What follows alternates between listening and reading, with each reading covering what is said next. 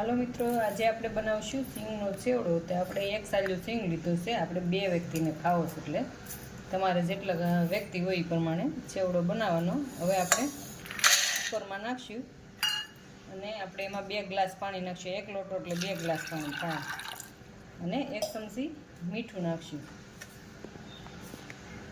હવે એને આપણે બાફી નાખશું. 2 સીટી પડવા દેવું એટલે આપણી સિંગ સરસ બફાઈને તૈયાર થઈ જાય.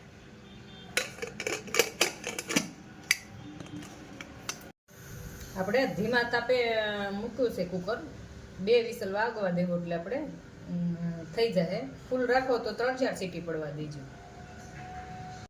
આપણે દાણા બફાઈને તૈયાર થઈ જશે. જો કેટલા સરસ બફાઈ જશે આપણા દાણા. હવે આપણે એનો વઘાર કરી નાખશું. આપણે 2 પાવડા તેલ મૂક્યું છે. હવે આપણે તેલ ગરમ થઈ ગયું છે. એમાં આપણે રાઈ નાખશું. અડધી ચમચી આપણે જીરું નાખશું. પાપકની આપણે હિંગ નાખશું અને લીમડી નાખશું. અને આપણે સિંગદાણા કોરા કર્યા છે. હવે આપણે સિંગદાણા નાખીશું.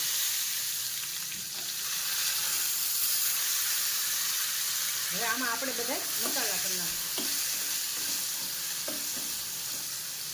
એમાં હવે આપણે અડધી ચમચી હળદર પાવડર નાખી દેવું.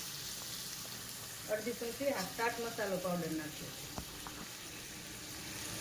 થોડુંક સ્વાદ પ્રમાણે મીઠું આપણે ઓલામાં નાખ્યું છે બાફવામાં, એટલે ઓછું નાખવાનું. અને 1 ચમચી આપણે લસણવાળી ચટણી નાખશું.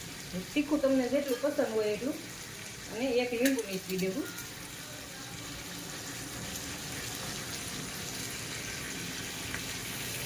ખાટા હશે એમ બહુ મસ્ત લાગશે સ્વાદમાં.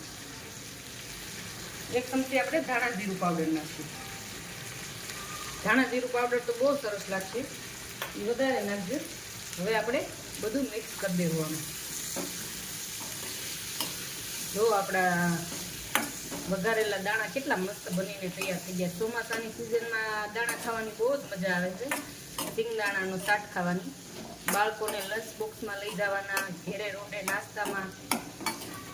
એકવાર આવા બનાવજો. બાળકો માગીને ખાય. પસંદ આવે તો શેર કરજો, લાઈક કરજો, સબસ્ક્રાઈબ કરજો. તમને પસંદ આવ્યો હોય તો કોમેન્ટ બોક્સમાં લખીને જણાવજો. હવે આપણે આની ઉપર ધાણા સર્વ કરી દેવું.